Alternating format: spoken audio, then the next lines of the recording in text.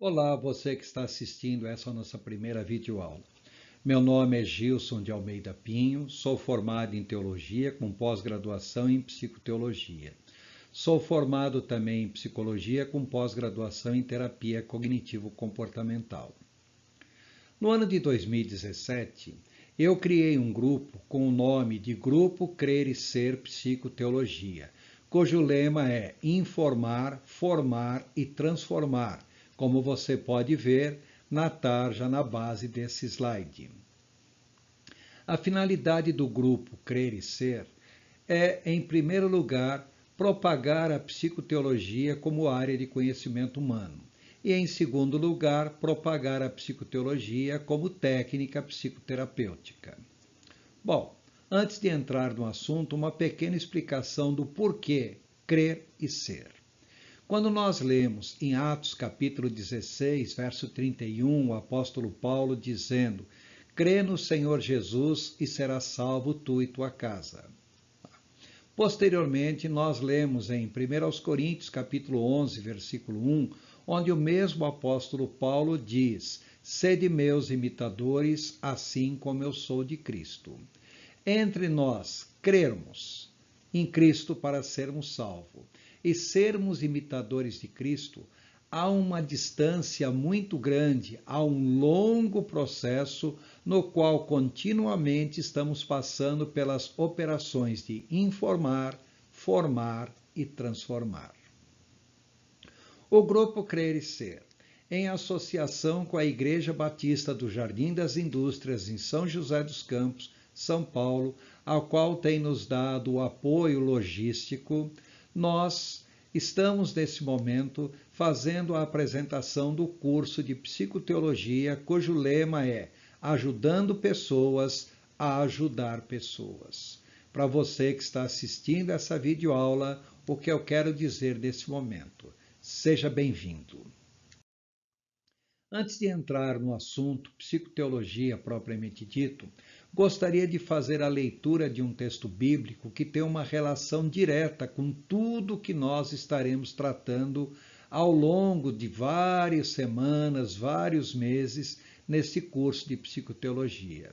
Vamos ler Romanos capítulo 12, do versículo 1 até o versículo 3. O apóstolo Paulo diz: portanto, irmãos, rogo-lhes pelas misericórdias de Deus que se ofereçam em sacrifício vivo, santo e agradável a Deus.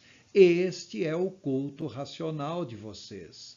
Não se amoldem ao padrão deste mundo, mas transformem-se pela renovação da sua mente, para que sejam capazes de experimentar e comprovar a boa, agradável e perfeita vontade de Deus.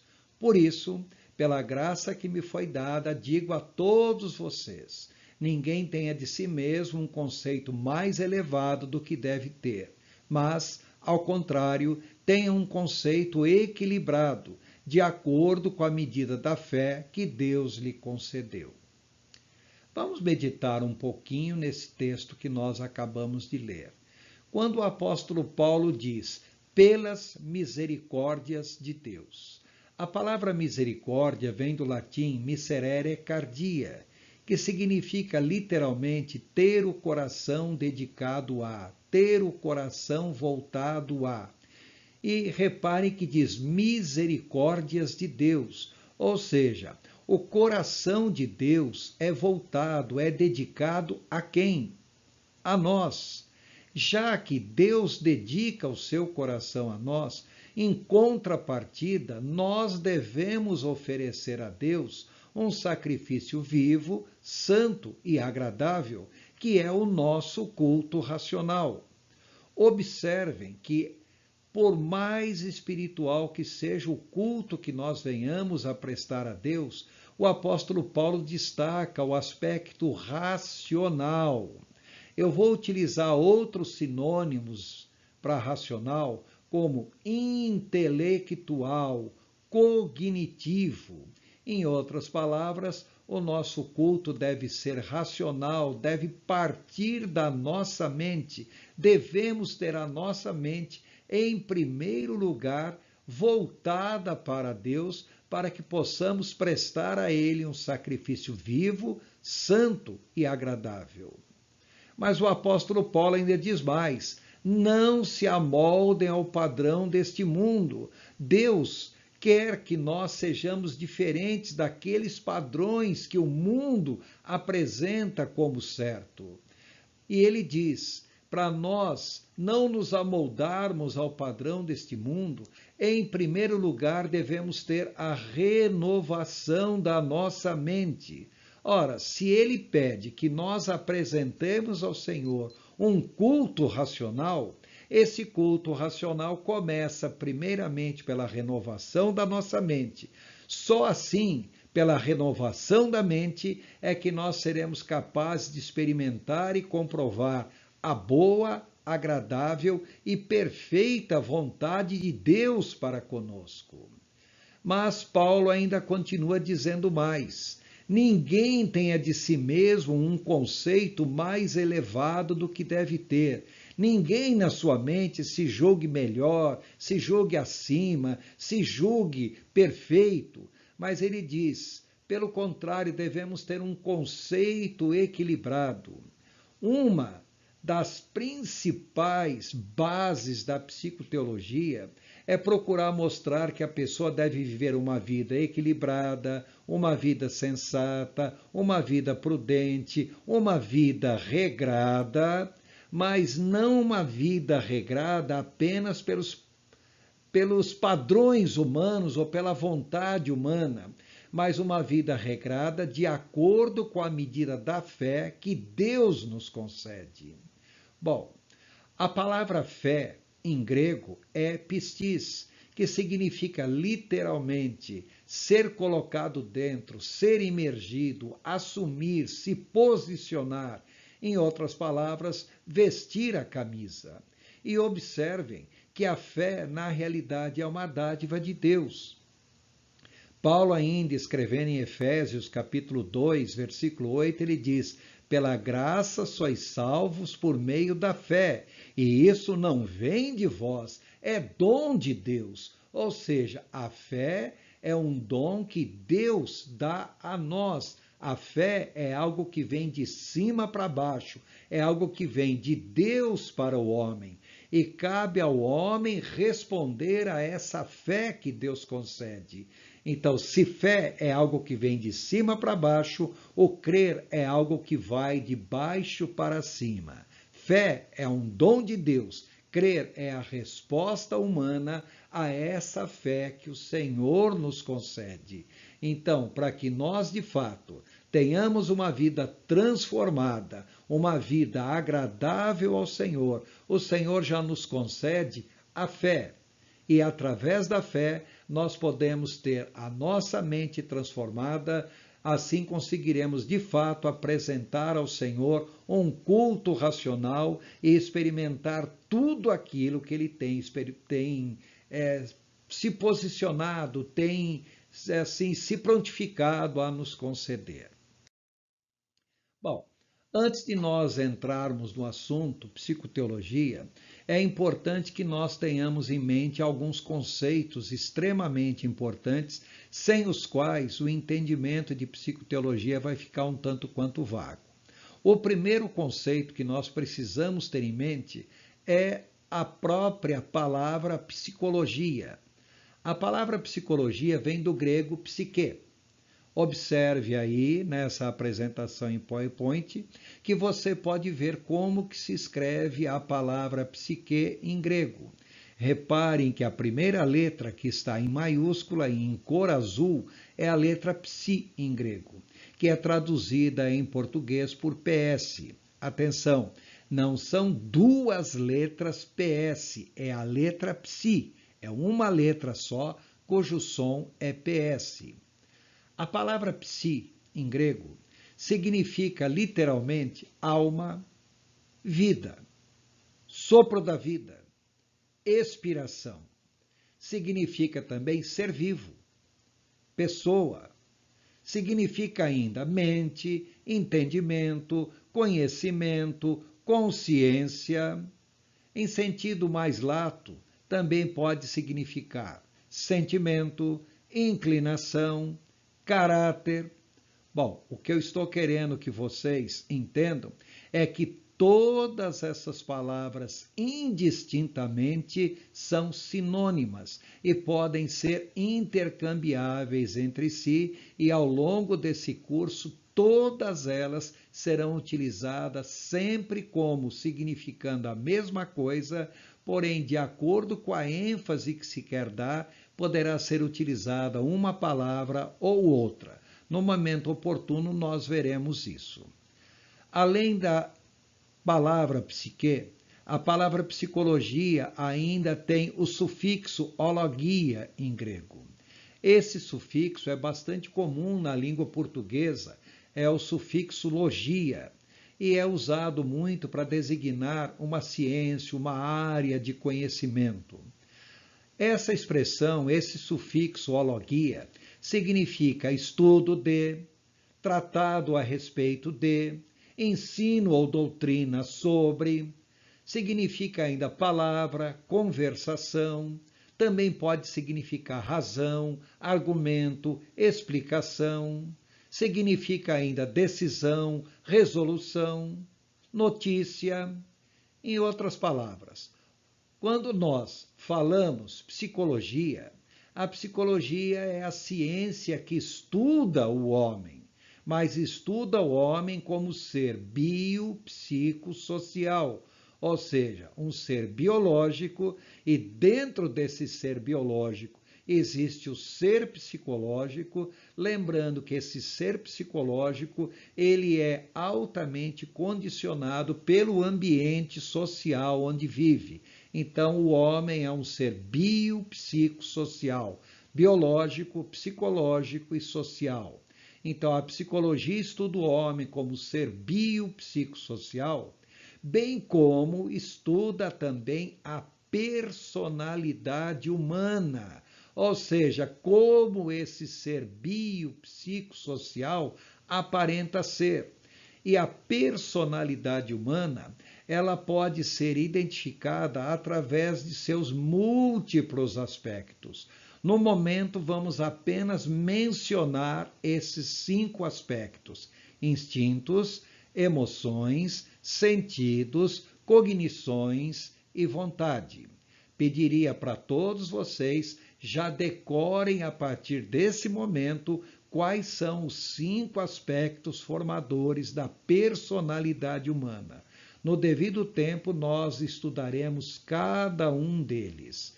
Ou seja, se o homem é um ser biopsicossocial, personalidade é o modo como esse ser biopsicossocial se apresenta nos seus múltiplos aspectos.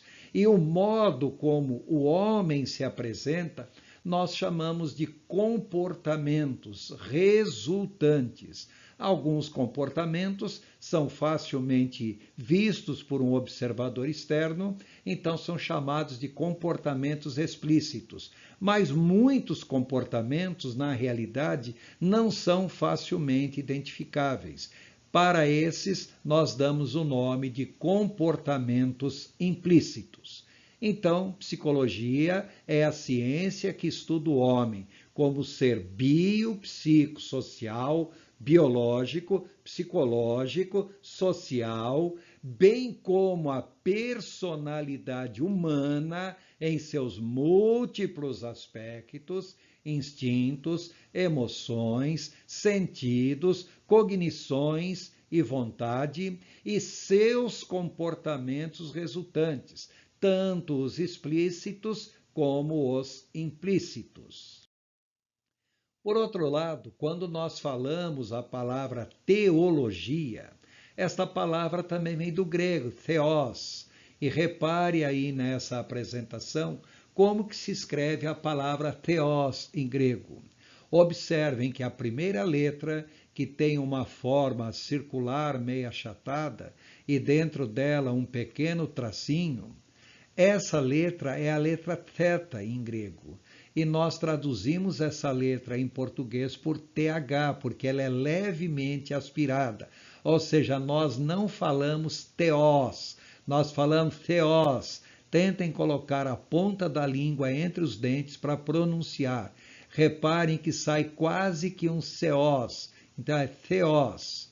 E essa palavra theos, em grego, significa Deus, quando nós nos referimos ao Deus do cristianismo, ao Deus do judaísmo, ao Deus que nós cremos.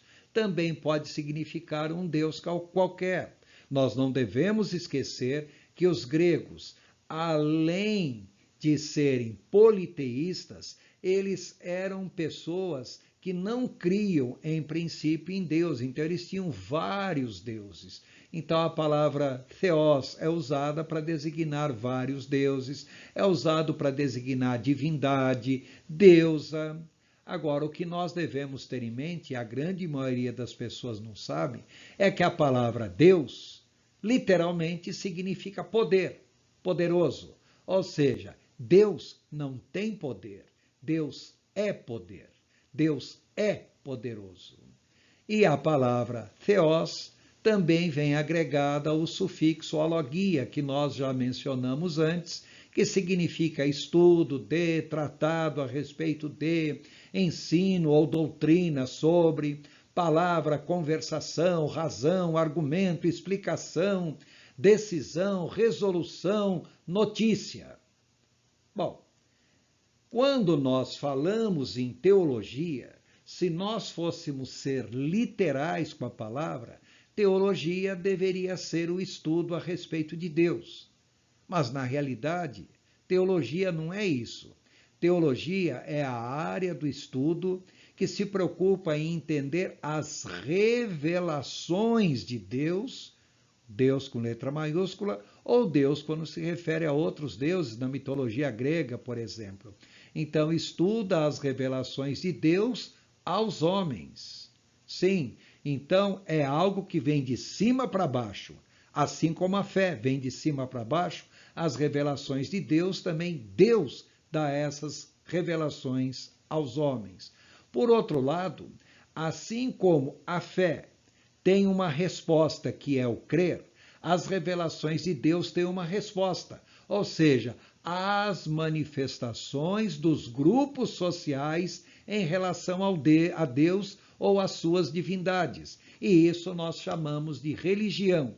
Ou seja, nós já nascemos com uma natureza religiosa. Já viemos ao mundo propenso a querer crer em alguma coisa. Porém, o modo como nós respondemos a essa revelação religiosa é aquilo que nós chamamos de religião. Ou seja, religião não é uma criação divina. Religião é uma criação humana, é um produto social, porque cada grupo social tem uma forma de manifestar a sua religião. Ou seja, existem tantas religiões quanto são os diversos povos ou nações sobre a Terra. Por outro lado, quando nós falamos em psicoteologia, para a pessoa leiga, a ideia que se dá é que psicoteologia é a junção de psicologia e teologia. E reparem aí no símbolo que nós estamos usando para designar psicoteologia. No símbolo da psicoteologia, a psicologia, a letra psi, em cor azul, está inserida dentro da teologia, a letra teta, em cor vermelha, porque a psicologia nasceu dentro da teologia, como nós veremos posteriormente, ainda no decorrer deste curso. Então, psicologia estuda o homem em sua dimensão biopsicossocial, assim como a psicologia, mas estuda o homem também na sua dimensão espiritual, enfocando a relação entre esses aspectos com a natureza religiosa do ser humano e suas interações socioculturais. Ou seja, nós já falamos que já nascemos com a natureza religiosa. E a nossa resposta a essa natureza religiosa é aquilo que nós chamamos de religião. E religião é um produto sociocultural. Então, a psicoteologia estuda o homem como ser bio, psico, social e espiritual também. Bom, já que nós estamos falando de psicoteologia, então vamos ver os 3 objetivos básicos da psicoteologia. O primeiro objetivo é estudar os fenômenos espirituais sob a ótica científica. Então, muito daquilo que nós vemos como fenômenos espirituais, dons espirituais, curas espirituais, na realidade são fenômenos espirituais. E a psicoteologia se preocupa em estudar esses fenômenos, entender tais fenômenos, mas sob um ponto de vista científico. Em segundo lugar, a psicoteologia dá um enfoque todo especial ao estudo da alma humana como sendo o elo, o elemento de ligação entre o corpo e o espírito, e mais do que isso, como sendo o fator de saúde global do indivíduo. Quando nós falamos saúde, temos que associar a global. Como dizemos, posteriormente, vamos entender por que isso. Em terceiro lugar, a psicoteologia não fica apenas no seu aspecto teórico. Nós também devemos procurar entender e utilizar princípios terapêuticos fundamentados na psicologia e na teologia para tratar problemas psicossomáticos, problemas afetivos, emocionais, sensoriais, cognitivos, volitivos, espirituais, existenciais e sociais do ser humano. Ou seja, todas as áreas da vida da pessoa, a psicoteologia se preocupa em entender e ajudar no tratamento, na terapia, na psicoterapia desta pessoa que pode apresentar problema em qualquer uma dessas áreas. Nesse caso, quando a psicoteologia se preocupa em ser uma prática psicoterapêutica, ela é chamada de psicoteologia prática. Bom, como nós já dissemos antes, a psicologia nasceu dentro da teologia. Isso foi durante a Reforma Protestante. O termo psicologia existe desde o ano de 1550, embora a psicologia como ciência só tenha sido organizada em 1879.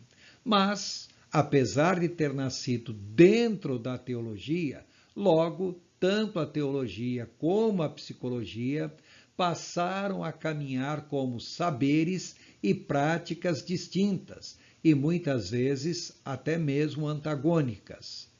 Observem bem, já que a psicologia tem sua fundamentação dentro da teologia, devemos entender, a psicologia nada mais é do que uma teologia ateísta, ou seja, uma teologia onde Deus não é o foco. Nada mais é do que um cristianismo acristão, ou seja, um cristianismo onde Cristo não é o foco e sim o homem. Nada mais é do que uma prática que não busca a conversão da alma, como acontece na teologia, na religião, mas a psicologia busca a mudança de vida da pessoa. Antes que alguém fique horrorizado com esses conceitos que nós falamos, acristão, ateísta, onde quando nós usamos a expressão não busca a conversão, entenda bem, o fato da psicologia ser ateísta, acristã e arreligiosa, isso não faz da psicologia algo ruim por si só. O que pode tornar a psicologia má é quando toma uma postura antiteísta e não ateísta, anticristã e não acristã, e antirreligiosa e não arreligiosa. Ou seja, a psicologia como ciência deveria ser neutra, não deveria estar voltada para o aspecto teológico para o aspecto cristão, nem para o aspecto religioso. Mas ela não pode tomar uma postura de oposição à teologia, ao cristianismo e à religião. E, infelizmente, é isso que muitas vezes acontece por parte da psicologia e por parte de muitos psicólogos. E isso gera um problema de relacionamento muito grande entre a psicologia e a teologia. Pior ainda é quando os psicólogos, assim como os teólogos, proclamam-se donos absolutos da verdade e não aceitam um pensar de modo diferente e mais inclusivo, pois cada um tem muito a ensinar o outro. Cada um desses saberes, a psicologia, a teologia, tem muito a ensinar uma à outra. Entenda bem, a psicoteologia não visa fundir a psicologia e a teologia como muita gente pensa. Muito pelo contrário, visa estabelecer um canal de comunicação entre ambas, visa construir pontes entre a psicologia e a teologia, para que ambas possam caminhar juntas e ambas possam contribuir para o bem comum do ser humano. Quando falamos em psicoteologia, a primeira coisa que nós temos que destacar é que ela tem o seu lado teórico. Então, nós podemos chamar também a psicoteologia de psicologia teológica. Podemos chamar de psicologia cristã. Mais tarde, nós veremos que, como a psicologia nasceu dentro do cristianismo, então, em princípio, toda a psicologia, na sua base, na sua origem, é cristã. Então, é até um pleonasmo, é até um exagero nós falarmos psicologia teológica, nós falarmos em psicologia cristã, porque, em princípio, toda a psicologia deveria ser teológica, toda a psicologia deveria ser cristã. Só que nós usamos esses termos especificamente para designar a psicoteologia, a sua parte teórica. Quando nós falamos em psicoteologia prática, ou seja, aplicar a psicoteologia como prática psicoterapêutica, então ela também é chamada de psicoteologia clínica, de psicoterapia teológica e de psicoterapia teocêntrica ou cristocêntrica. É interessante nós observarmos uma coisa. A esmagadora maioria do povo que se diz cristão jamais iria num psicólogo. Principalmente líderes cristãos, como pastores, padres, essas pessoas têm um verdadeiro bloqueio quanto a buscar atendimento psicoterapêutico num consultório de psicologia, por causa do antagonismo que existe entre psicologia e teologia. A psicoteologia visa justamente estabelecer essa conexão entre ambas e, mais do que isso, atingir esse público-alvo que, em condições normais, não iria jamais num atendimento psicológico, num consultório, numa clínica, aonde o psicólogo claramente toma uma postura acristã ou anticristã, ateológica ou antiteológica, arreligiosa ou antirreligiosa. Por outro lado, a psicoteologia também é chamada de aconselhamento psicoteológico ou terapia psicopastoral. Reparem bem, não é um aconselhamento pastoral, é uma terapia psicopastoral.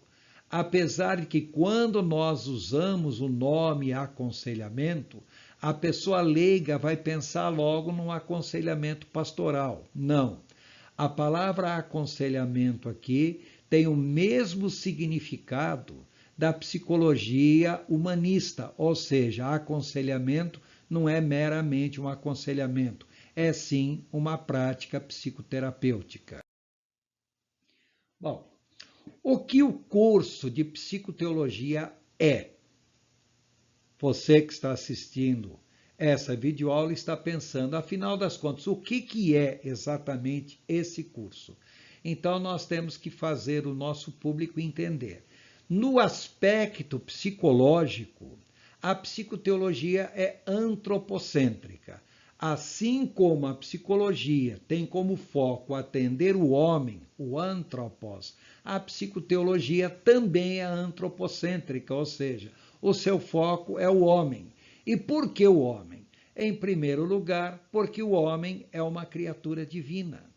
Mais do que isso, é a principal criatura divina. É o centro do cuidado de Deus. E nós não devemos esquecer também que Jesus Cristo veio à Terra em forma humana. Então, no aspecto psicológico, a psicoteologia é antropocêntrica. Mas no aspecto teológico, é bibliocêntrica, cristocêntrica e soteriológica. Por que bibliocêntrica? Porque a psicoteologia parte do princípio que a Bíblia tem a palavra final, é a palavra final com relação ao homem como criatura divina. É cristocêntrica, como nós já dissemos antes, porque apesar de divino, Jesus Cristo era homem. E nós, muitas vezes, olhamos muito para Jesus no seu aspecto divino, só que nós esquecemos que no Evangelho de Lucas mostra que ele teve sede, ele teve fome, ele teve sono, ele cansou. Ou seja, Jesus era um homem como qualquer outro homem. Mas a psicoteologia também é soteriológica. A palavra soteria quer dizer salvação. Ou seja, a psicoteologia se preocupa muito com esse aspecto do ser humano, a salvação da alma humana. Nós não devemos esquecer que Jesus veio salvar o que se havia perdido. Ele falando após a conversão de Zaqueu, ele diz, porque o Filho do Homem não veio para condenar as almas dos homens, mas para salvá-las. Uma vez salvo, o homem tem uma nova natureza, uma natureza espiritual, mas nós não devemos esquecer que por mais crente, por mais salvo que a pessoa seja, ela não perde a sua velha natureza com todas as tendências ao pecado que tinha antes. Então, a pessoa precisa aprender a controlar e a conviver com a sua velha natureza.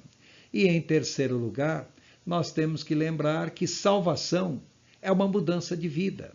Então, nós vamos pegar o exemplo de salvação, o maior exemplo de mudança de vida, e usar isso para mostrar como deve ocorrer o processo de mudança de vida numa pessoa que passa por uma psicoterapia focada na psicoteologia. Agora, o que esse curso de psicoteologia não é?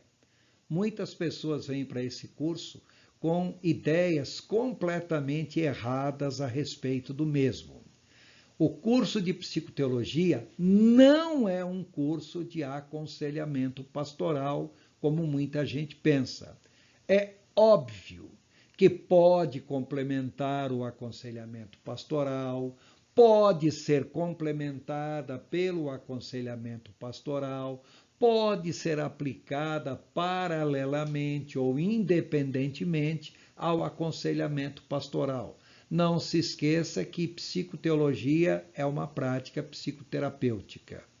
No entanto, esse curso não é um curso pleno de formação de psicoterapeuta livre, mas o psicoteólogo clínico pode sim atuar como psicoterapeuta livre. Ou seja, embora o nosso foco não seja a formação do psicoterapeuta livre, porque aí precisaria ter toda uma parte prática do curso, coisa que nós não estaremos abordando, mas toda a parte teórica de como ser um psicoterapeuta livre será abordado sim ao longo do curso.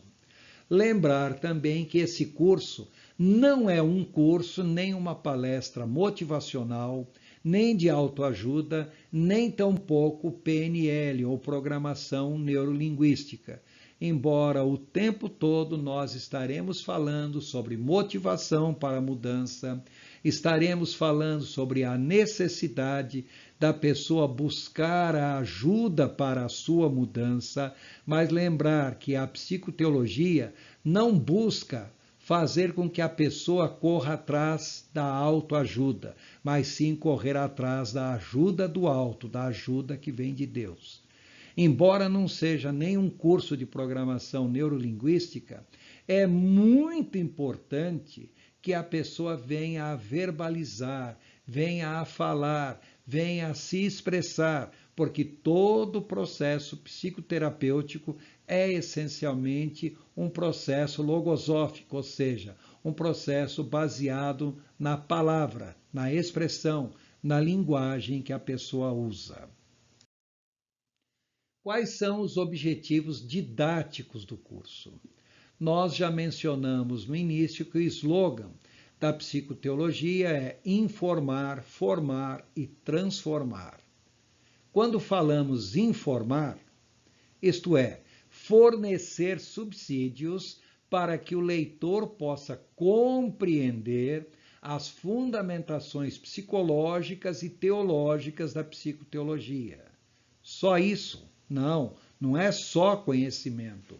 É também formar, isto é, fazer com que o leitor esteja disposto, em primeiro lugar, a aplicar toda a informação adquirida, aplicar em sua própria vida e assim mudar seus paradigmas, caso necessário. E muitas vezes eles realmente devem ser mudados. E, além de informar e formar, visa também transformar, ou seja, fazer com que o leitor esteja interessado em percorrer o longo processo de transformação da sua vida. Só isso? Não. E ajudar outras pessoas a entrarem pelo mesmo processo, a fazerem o mesmo, buscar a transformação de suas vidas. É curioso que nós temos um exemplo na Bíblia que é usado como referencial para a psicoteologia. Quando Esdras ele foi enviado da Pérsia para a Judéia, ele colocou no seu coração que ele deveria primeiramente estudar a lei do Senhor, praticar na sua vida a lei do Senhor e só então ensinar a lei do Senhor ao povo de Israel ali da Judéia. Em Esdras capítulo 7, versículo 10 está escrito: pois Esdras tinha decidido dedicar-se a estudar a lei do Senhor e a praticá-la e a ensinar os seus decretos e mandamentos aos israelitas. Observem essas três expressões, esses três verbos encontrados nesse verso de Esdras, capítulo 7, verso 10. Quando Esdras se propôs a estudar, o seu enfoque era se informar. Quando ele se propôs a praticar, o seu enfoque era formar, em primeiro lugar, a sua própria vida. E quando ele se propôs a ensinar, ele não só estava observando a transformação da sua própria vida, como mais do que isso, levando outras pessoas do povo de Israel a buscar também uma transformação em sua vida. Então, estudar, informar, praticar, formar, ensinar, transformar. Se o nosso lema é ajudar pessoas a ajudar pessoas, nós muitas vezes vamos nos preocupar. Por que será que as pessoas são do jeito que são? Atenção! Quando nós falamos em personalidade, nem sempre personalidade é aquilo que a pessoa é de fato. mas normalmente é aquilo que a pessoa aparenta ser, tanto para ela mesma e principalmente para os outros. Então, muitas vezes nós ficamos questionando por que as pessoas são do jeito que são. Não devemos esquecer que nós também somos pessoas. Então, muita gente está questionando ao nosso respeito. Por que será que fulano de tal é do jeito que é? Também devemos levar em consideração que nós mesmos podemos nos questionar: por que eu sou do jeito que eu sou? Uma pessoa pode olhar para outra e achar a outra uma velha. Mas quando essa pessoa velha olha para o espelho da vida, como será que essa pessoa vê a si mesma? Será que se vê como velha? Será que se vê do mesmo modo como as pessoas a veem? Então, a psicoteologia, ela visa ajudar pessoas a ajudar pessoas. E quando nós falamos isso, nós queremos destacar que devemos entender por que as pessoas são do jeito que são e entender também por que nós somos do jeito que nós somos. A psicoteologia prática, ela tem 3 regras básicas que nós estaremos sempre destacando, sempre abordando. A primeira regra, o nosso jeito de ser, ou seja, a nossa personalidade, nossos temperamentos, nosso caráter, nossa mente, nossa consciência, nosso psique, apresentam padrões rígidos de comportamentos, ou seja, nós temos esquemas mentais mais ou menos fixos. Esses esquemas mentais mudam com o tempo, mas a mudança é lenta e nem sempre significativa. Ou seja, os nossos esquemas mentais mudam lentamente, às vezes mal mudam, e mais do que isso, quanto mais nós envelhecemos, mais difícil é para que a pessoa venha a apresentar mudanças substanciais no seu jeito de ser. No entanto, a segunda regra básica da psicoteologia prática diz que esse nosso jeito quase permanente ou aparentemente permanente de ser é uma regra geral, mas toda regra tem exceção, e a regra que não tem exceção é a exceção da regra. Ou seja, mudanças sempre podem acontecer. E em qualquer tratamento psicoterapêutico, não interessa se é psicoteologia, psicologia, se é aconselhamento, o que nós sempre estamos buscando é uma mudança no jeito de ser da pessoa.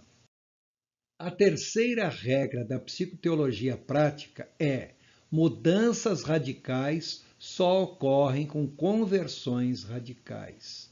Ou seja, uma mudança substancial de vida não é aquela que se manifesta apenas exteriormente pela mudança dos comportamentos explícitos, mas é uma mudança que ocorre principalmente no aspecto interno.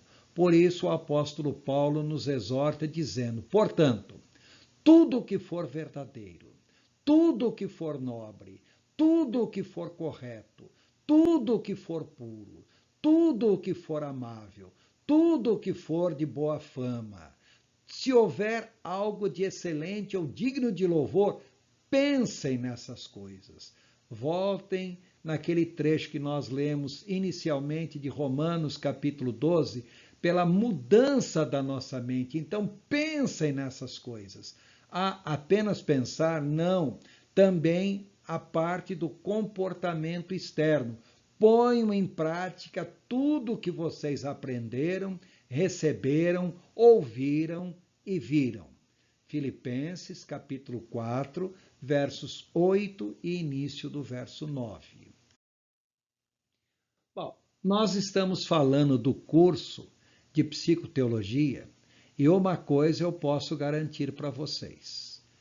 Ao concluir esse curso de psicoteologia, cada um de vocês tenha em mente esses pequenos detalhes. Em primeiro lugar, você será mais crítico e analista com o seu próprio jeito de ser. porque você vai compreender porque muitas vezes você é do jeito que é. Em segundo lugar, você será mais crítico e compreensivo com o jeito de ser das demais pessoas, porque você compreenderá melhor porque as pessoas são do jeito que são. Em terceiro lugar, você mudará muito com relação à sua fé. Não com relação ao que você crê, mas sim com relação ao modo como você crê. Ou seja, você passará sim por uma mudança muito grande em vários aspectos da sua vida, tanto pessoal como da sua vida espiritual. Lembrar que o curso de psicoteologia é essencialmente psicoeducação, ou seja, é um treinamento educacional que visa a mudança de comportamento em vários aspectos. E quando nós falamos em psicoeducação, nós queremos destacar que esse curso ele é dividido em 7 partes. Em cada parte, nós sempre vamos destacar o aspecto educacional. Na primeira parte do curso, nós vamos fazer uma introdução geral ao que é psicoteologia, para que a pessoa tenha base para o que virá estudar a seguir. Lembrar que o foco da psicoteologia é o ser humano. Então, na segunda parte, nós estudaremos os componentes da personalidade humana. Lembram-se daquelas 5 palavrinhas que nós falamos no início? Instintos, emoções, sentidos, cognições e vontade. Então, nós estudaremos esses 5 componentes da personalidade humana. Na terceira parte, nós vamos ver que esses 5 componentes estão sujeitos a condicionamentos, estão sujeitos a alterações de acordo com vários fatores, principalmente fatores ambientais, que nós chamamos fatores sociogenéticos, e também sujeitos às experiências pessoais do indivíduo, que nós chamamos de fatores ontogenéticos. A palavra ontos, em grego, quer dizer do próprio ser. Então, na terceira parte, nós estudaremos o processo de formação da personalidade humana. Na quarta parte, nós faremos uma pequena análise do comportamento disfuncional. Não é um estudo profundo de psicopatologia, mas o nosso objetivo aqui é mostrar para a pessoa que existem comportamentos que nós chamamos de comportamentos disfuncionais ou psicopatológicos. Na quinta parte do curso, nós estudaremos as contribuições teológicas, religiosas e espirituais à psicoteologia. Na sexta parte, o nosso enfoque será apresentar um modelo de atendimento clínico breve psicoteológico. Esse modelo, quando nós falamos psicoteológico, ele é fundamentado em cima da terapia cognitivo-comportamental. Mas esse modelo pode ser aplicado em qualquer abordagem psicológica. Não importa se é psicanálise, se é comportamental, humanista, existencial, seja lá o que for. Esse modelo pode ser aplicado em qualquer abordagem psicológica. E na sétima e última parte do curso, nós abordaremos algumas práticas psicoteológicas muito comuns: o aconselhamento, o gerenciamento de conflito, as psicoterapias em grupo.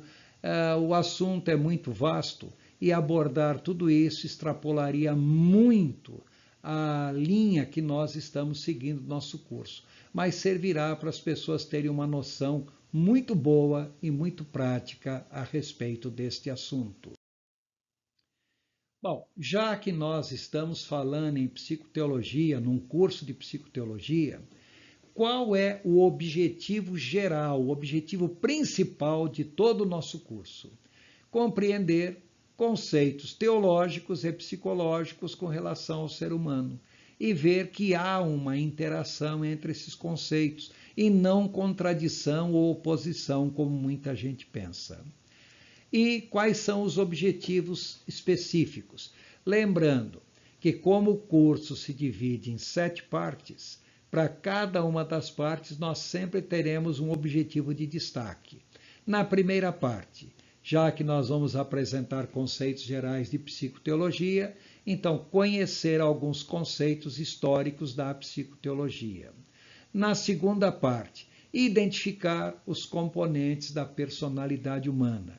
Já decoraram aqueles 5 nomes? Instintos, emoções, sentidos, cognições e vontade. Então vamos identificar esses 5 componentes da personalidade humana. Na terceira parte, compreender o processo de formação da personalidade até que nós cheguemos a alguns padrões tipológicos mais ou menos fixos de personalidade. Na quarta parte, levar a pessoa a fazer uma autoanálise, ou seja, autoanalisar seu próprio comportamento e, mais do que isso, autoanalisar seu próprio comportamento e de seus interlocutores. Na quinta parte, relacionar a vida religiosa com a saúde plena, com a saúde mental.